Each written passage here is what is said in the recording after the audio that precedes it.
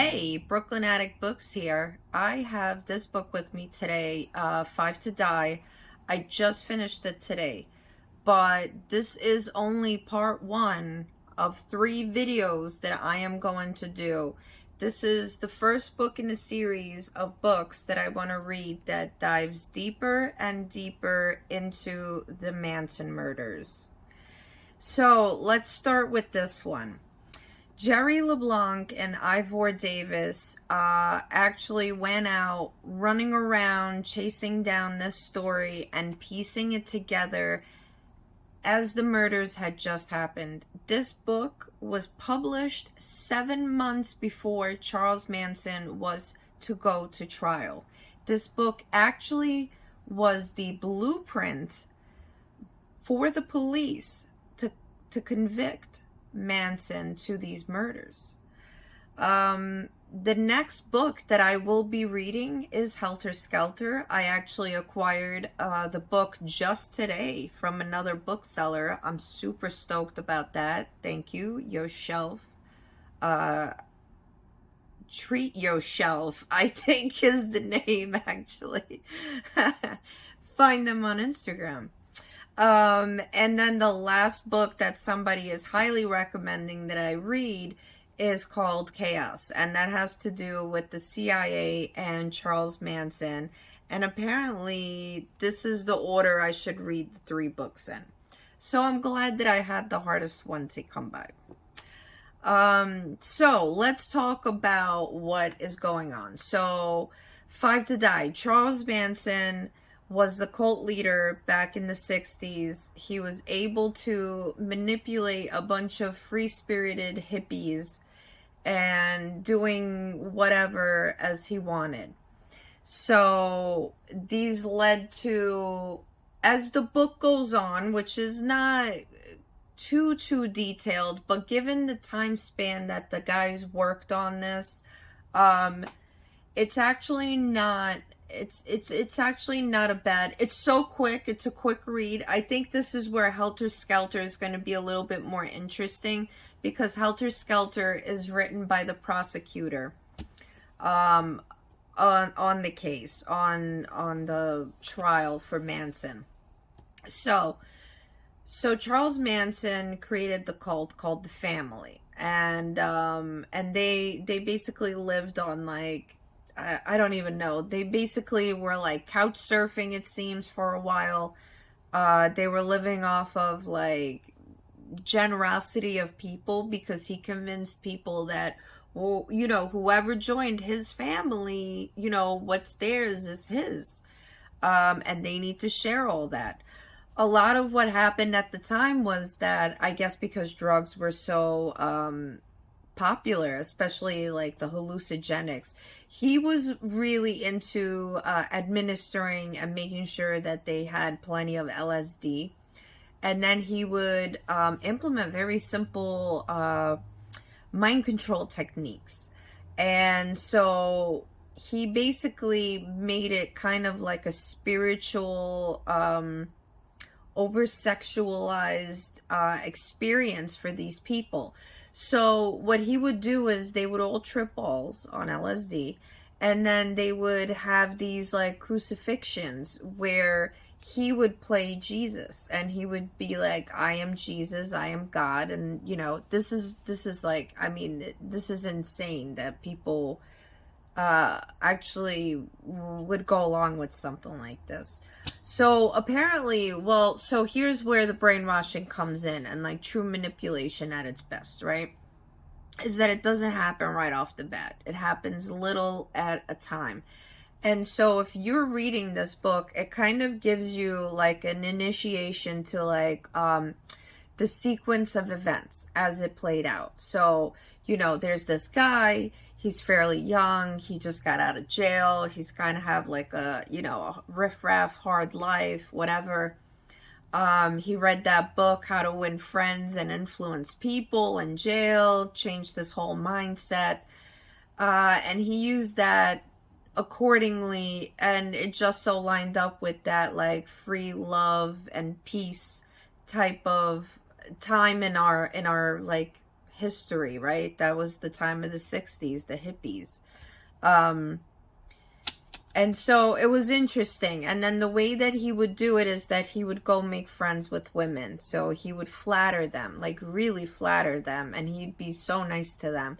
And then little by little, he just was able to manipulate them to the point where when there were already men and all the, like, it was a built out community that completely rejected society, by the way. It's interesting how recently I'm being drawn to these type of like societies, or these type of books right now, is that there's this like society that functions outside of our, like, what we know to be like modern society.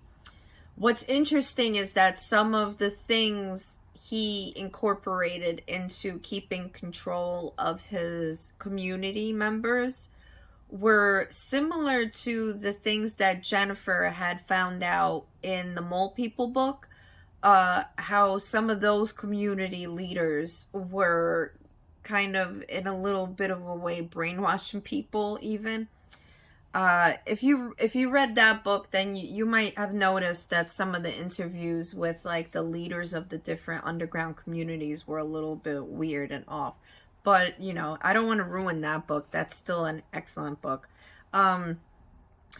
Basically, we got to a point in this family cult that women ended up living just to serve the men in the community.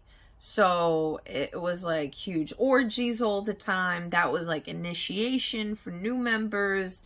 There was, men could take women wherever they wanted to. So if they're working out in the field or they're cooking in the kitchen, they could just like have their way with them.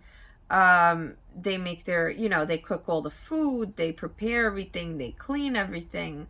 And it's absolutely insane. They go out begging on the streets. They go get more drugs, all this stuff. How does it really end? Well, they all get caught. But how did they really get caught? Well, Manson had one of his, like, original girls, Susan Atkins. And she was part of, like, the murders. So Sharon Tate, the woman that they murdered, the actress, she was actually married to the film director Roman Polanski, the guy who directed Rosemary's Baby. So now imagine there's like these gruesome Hollywood, like, cult looking murders with words like pig and Helter, Skelter, and things like that smeared in blood on the walls. And it's like this filmmaker who makes these type of, who's known for making these type of cult type of movies. Very strange. So Susan Atkins actually in jail brags about the whole thing, the events and all the people involved, and her poor cellmate is just some like person who's in and out of jail for, I don't know, selling drugs or something. They don't know about massacring people. It's like the whole thing is crazy. So they end up actually reporting her, like, saying like, if you guys lower my sentence, I'll tell you everything she basically told me. And that's what convicts Manson. So very interesting read. I felt like it was a bit left, a lot of things were left out, and obviously, like, duh, because it wasn't even like the trial. Like, at the end of this book, it doesn't even say anything about Charles Manson going to trials and even getting arrested. It was the other people who got arrested. It was very interesting. It's a good intro into what happened, but it definitely left me a little bit hungry to read more and to dive deeper into this, especially when you start hearing from a lot of other people who have watched a lot of like deep dive documentaries, saying that apparently Manson was involved in some mind altering drug uh, tests and things with LSD for the CIA, and it was like all being covered up and stuff. So I'm getting there, but this is just part one. So I hope you guys enjoyed it. And I hope you guys stay tuned for part two, because that's where I think it's going to get a lot more interesting with the actual trial and the details coming out. And apparently Manson was like a total psycho even during the trials and all his interviews. It's just a lot of like psychobabble. He's kind of crazy. There is one thing I did watch.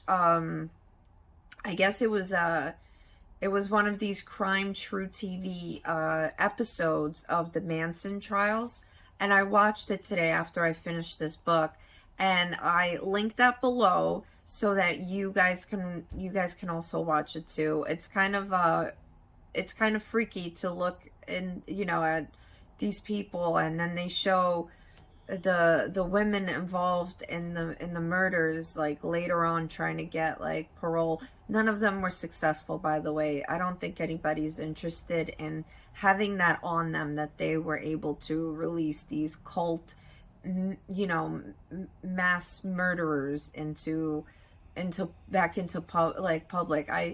It's one of those things where you don't know how their brains have been affected by all this stuff. And it was such a, it was such a long time ago. These people are in jail, and he actually, Manson died, I think, in 2017 in jail at like 82. So, all right, guys. So just to wrap it up, I'll be posting part two soon whenever I get a chance to read the next book, hopefully in February sometime.